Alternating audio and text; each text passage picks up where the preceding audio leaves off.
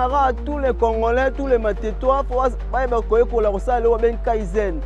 Kaizen est au Japon. Kaizen, c'est l'amélioration continue. C'est une affaire de tous. Donc, là, on a la propreté, la sagesse, l'intelligence pour continuer à causer la guitoko. Ils ont ma belle. Au moins biblique, ils ont balinga salité. Oh, yonga, nazomona ma belle. Oui, na quartier, au komona mutu, alambi, salité à boire à liboso ndako, à boire na terrasse. Ils ont ma belle.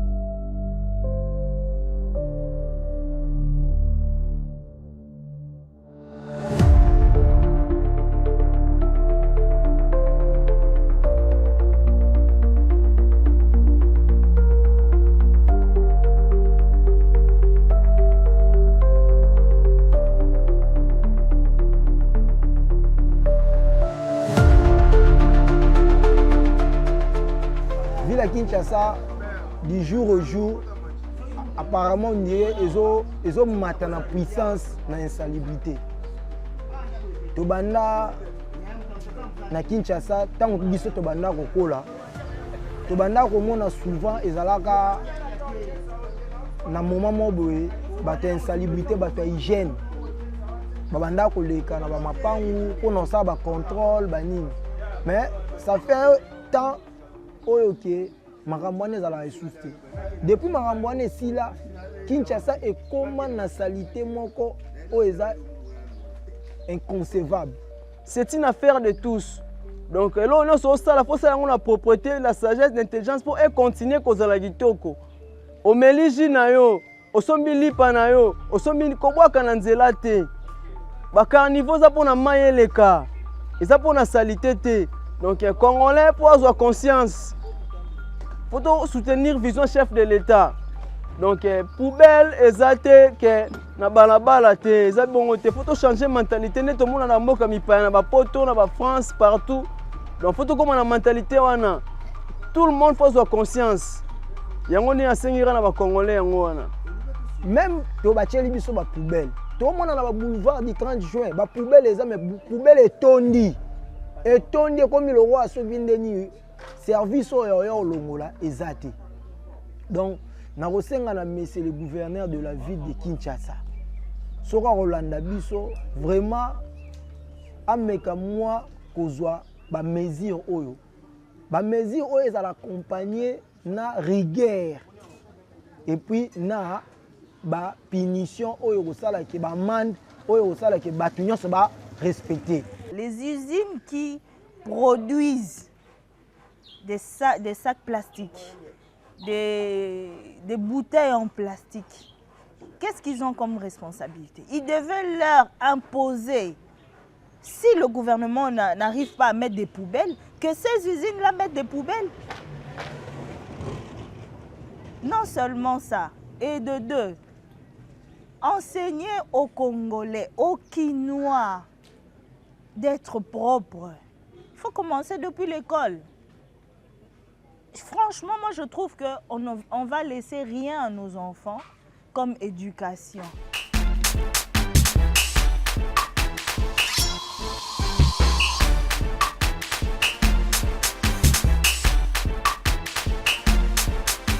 La première de cause, c'est la mentalité. Au départ, le Congolais ou le Quinois n'est pas très propre. On n'est pas propre. C'est d'abord la mentalité. On devrait d'abord changer, être éduqué depuis la maternelle.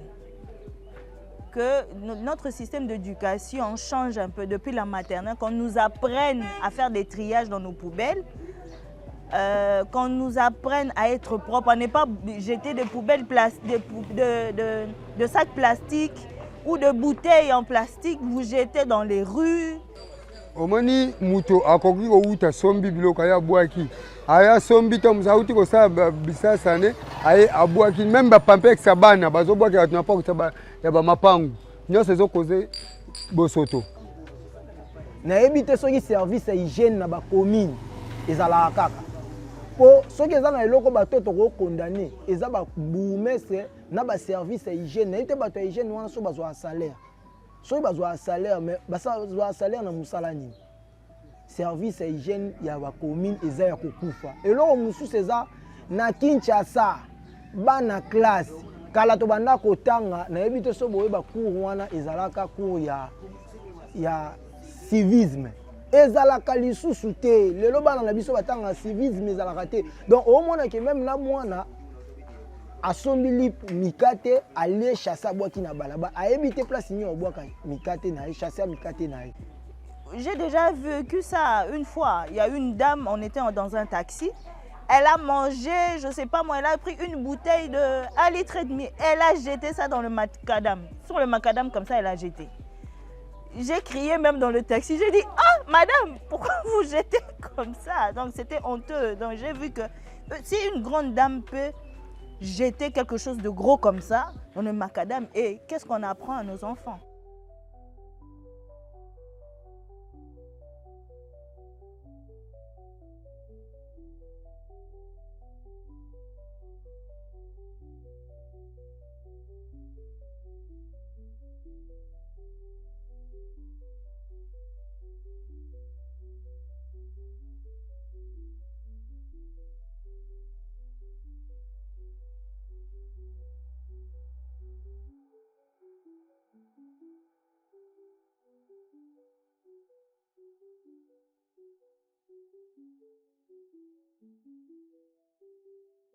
Kala tango tubanda kokola tubanda komona chaque quartier baocha ba nini oyo soko boki salité omona mutu kezo ko bablo salité eke to boka na kingabwa mais lelo ezalaka te omona bosala nzela mais ba cantine o bachaka blo salité eza wapi eza te tuwana yango to senga na gouvernement mingi na gouverneur ya ville ba gourmestre na ye o azocha est-ce que wafanda na réunion basolola na commune na yo otambolaka po so okenda ba wenze ba moko teka boye ba futaka ticket so ticket na pour bosala misala na gourmestre ayo kana kate amona ka espace ya vide. Déjà il faut civisme, il faut à la cour de base il y a Bobson tout à Congo. Comprendre civisme et puis salubrité, il faut à la cour. Congolais il faut autant glisser aux propre. On comprend. Tout autant jamais dans calendrier scolaire il y a belge et pourtant ba belge ba l'équipe sont en propriété. Biso toi salité. Bosote zali salité. Bato azo koza ngo za biso moko na l'état. Mon quartier n'est pas propre, premièrement, parce que d'abord, on n'a pas de caniveau. Pas de caniveau où il peut avoir là où on peut jeter des déchets ou de l'eau. L'eau qu'on utilise dans la cuisine et tout ça. Il n'y a pas de canalisation d'eau dans mon quartier. Il n'y en a pas. Tous les rigoles qui étaient construites depuis l'époque coloniale est déjà bouché. Donc il n'y a pas de canalisation d'eau.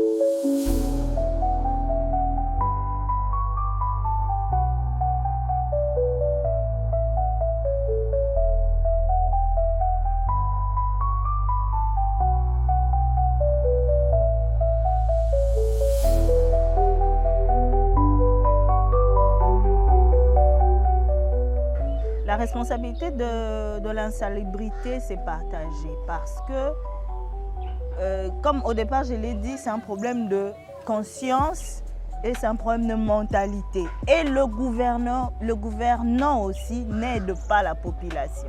Il n'y a pas de vulgarisation, pardon.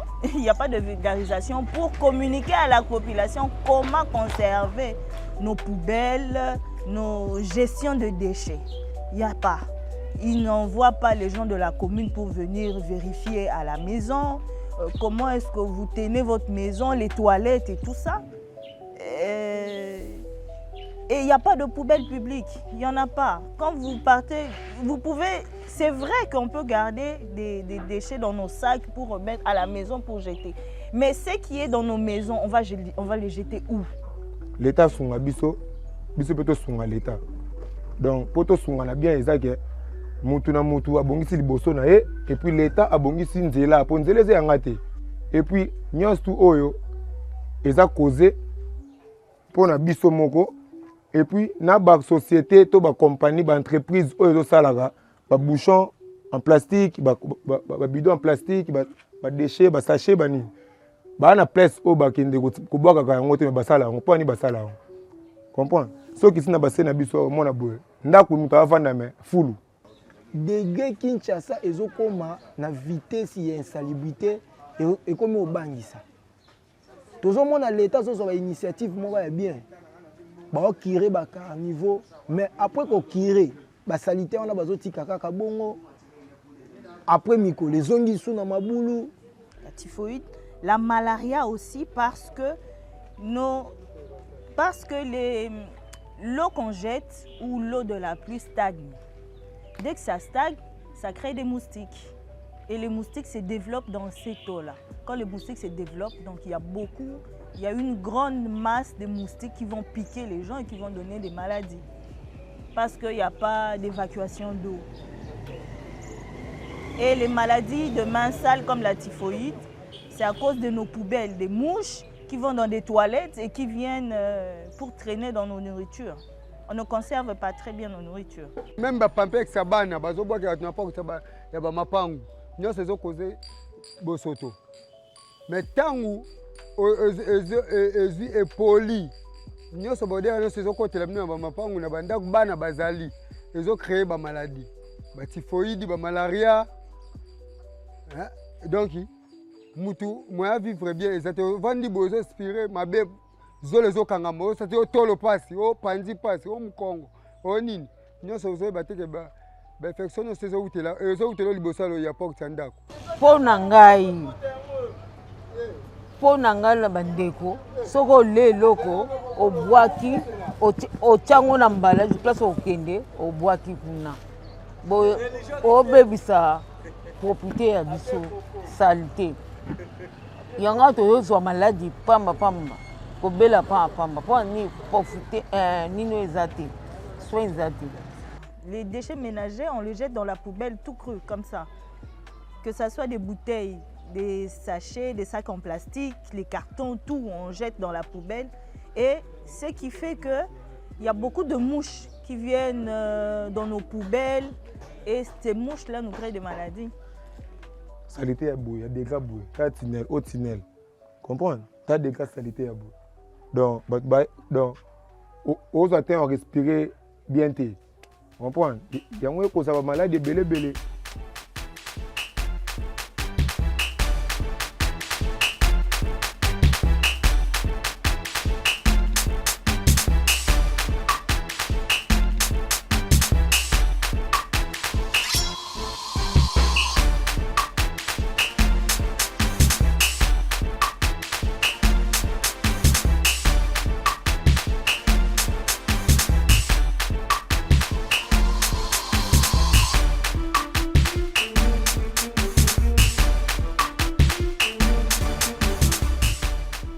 L'État a une sanction, bien sûr, mais sanction à l'État et quoi après comment on a Makambunini Obino Bossali. Pour l'État, moi, c'est l'autre, pas une appel à sanction.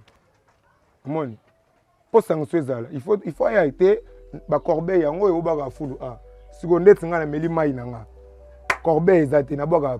Nanzela, parce que sanction l'état ya pesanga oya salité mais mingi oyo nga naza ko regretter eza pona bakonzi bazo gérer biso na quartier tozala ba gourmet ba chef du quartier bazali gourmet ah tozala commune Matete oyo eza quartier Kunda gourmet Matete na habité jour nini o ayata na Kunda na habité kombo na ekutu na habité ata balé qui sont ba bi kombo na qu'ils prennent ses responsabilités, qu'ils prennent vraiment ses responsabilités, qu'ils engagent des gens qui peuvent débarrasser des poubelles dans la rue. J'ai vu qu'on est en train de curer des rigoles, on est en train de curer des caniveaux. C'est bien bon, mais quand on laisse déjà la saleté dans la rue, qui va enlever ça? Ils n'enlèvent même pas les saletés qu'ils sont en train de curer dans le caniveau. Où mettre tous ces saletés-là? On vit avec la saleté. Donc le gouvernement, il y a une responsabilité de part et d'autre. Nous d'abord, nous la population, c'est d'abord la mentalité. Et le gouvernement, ils ne prennent pas leurs responsabilités. Service ya hygiène, ils ont un commis. À part service à hygiène, pour un civisme, ils ont une classe pour venir à lobby. Ceux qui ont dit que Kinshasa à lobby, et vous avez plus que autres gens qui ont l'élo. Vous avez vraiment honte pour Kinshasa. Ils mettre la poubelle, na banzela, et puis la poubelle, ils ont suivi pour évacuer. Donc, et puis l'État a sa place, il a une responsabilité en tant que l'État.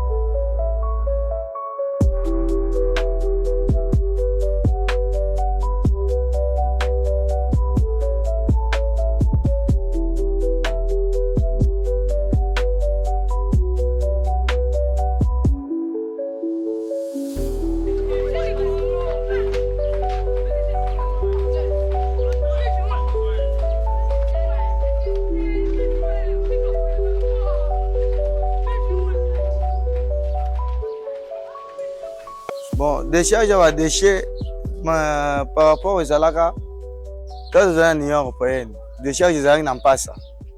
Mais la décharge en passe ça, si l'Union européenne est comme un contrat, par contre l'Union européenne, Kimbuta to qui passe ça, to boaka, na ba décharge, ba station ya ba pousse côté bande boaka. Mais comment on attend autant Kimbuta longwe, dans des contrats ici là qui m'a quand même c'est ça une écofina. Mpasa njele katanaki bon to kende ti to kende kaka boye to commence à décharge des pirates ça par rapport ya makasi pour aluka pirate pour to boka ba full pour elungwa to boka ba full mais ba full to boka et aussi la raté par rapport ni pour décharge normal les en passa n'en passa décharge zalaki tine kufaki ti gouverner na mitoyo accueilli à ça les remises ba fongoli mpasa mais to sepela anta ba fongoli mpasa il faut fongolande ba décharge ba station ya ba pousse pour moyen ba boka ba pousse ba boka pirachi ezate ba boka wapi na da ba décharge o ba tie mutu ke koko ke ne 20 ben 30 ben ata pousse boka ki esaini de longwe mais décharge za la tute pousse o zoka décision na ye il faut boka na terrasse. Il faut boka na kalam mususu wazana njela azana kata lopang mbule beti abumsa fulu na il faut boka kana njela po ayebi koto ekende eza te moto apusa kokozwa na ndako destination na okende ti na fleuve esimba te mais ezalaki na ba décharge bestation ya pirate oyo ya bapusu akokozwa pusu banda kalamu mwana kende kingabo eza te ayoki tiango na wapi na Wileri kota ya Pain Victoire abaki wana biso mituka so tomoni esimbi mituka nanu te toza na bacompresseur toza na bamitibene ekoya esu babaki ana ekei soki eza na se mitibene akoki yango te biso babene ekoya na machine ekoya neti nga conducteur nakoya nalongo salite wana mais ezala su bongo te ekoma kaka moto abwaka bisika abwaki mais biso tokosepela par rapport bazongisa ne bastation oyo bafule ndenge ezalaka kala bayebi Wileri eza na boye sayo eza na boye kasavubu eza na boye moto apusa ata azwi fule na ndako akoya kobwaka na station wana biso mpe bachauffeur toyebi atia biso carburant fule etondi boye 10 ben 30 ben tokomi na station boye fi tolongola bafulu nyonso tokosala nini tolongoli soki esili esika wana ekosenga esika mosusu tosala nini tokei toza na mposa mosala esalama bazokosa badécharge.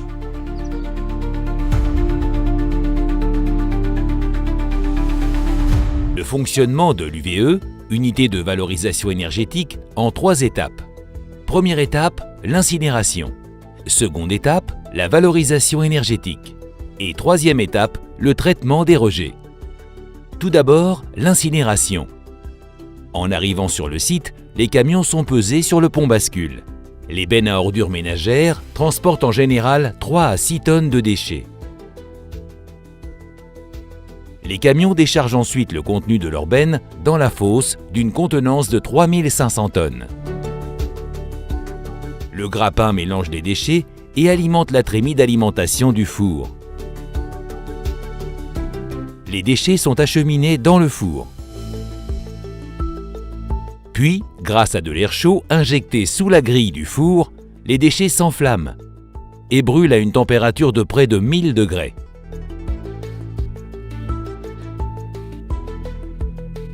Les résidus de combustion, appelés mâches-fer, sont récupérés. Les mâches-fer sont ensuite évacués par camion vers une plateforme de traitement.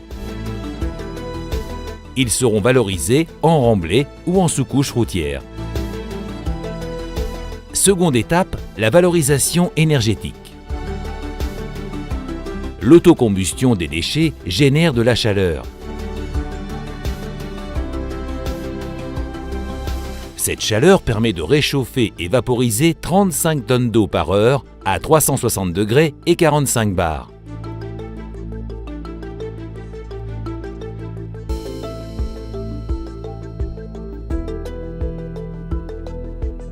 La vapeur alimente la turbine pour produire de l'électricité.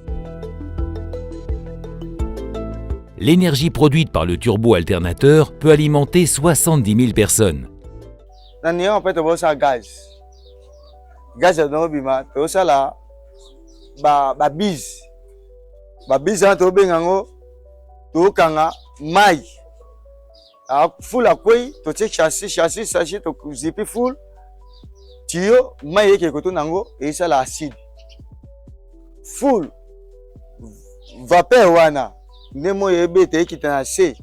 Vapeur wana kende, et ça gaz. Et ça comptoir. Oh, bah ça là, il y a mon bimba yango wana.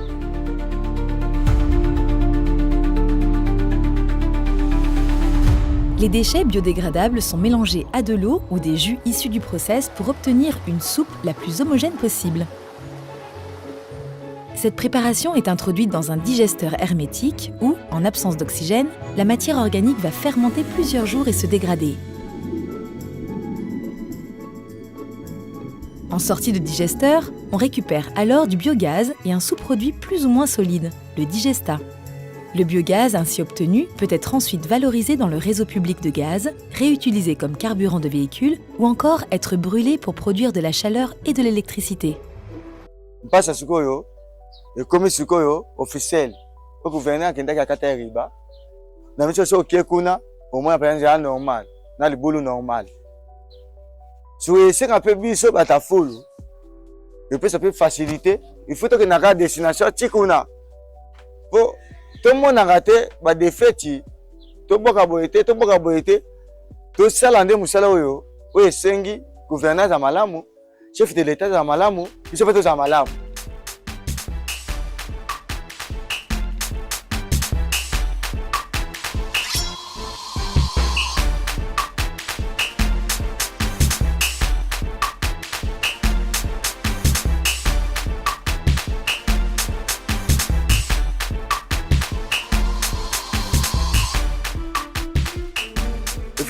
Gouverneur habite à CT.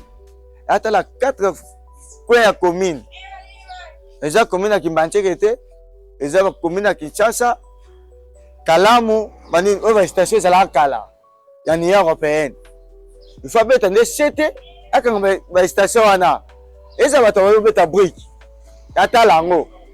Balongo la bango parce que c'est ba station ana. Azong ça va décharge, mais tout que c'est belé. Les gens te mis tout que sangi.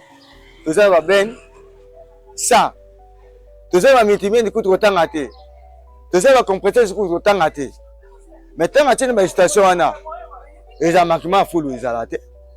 Manquement aux à la par rapport aux années surtout que longo la full té. Mais surtout tous ma casse. Na musala wana.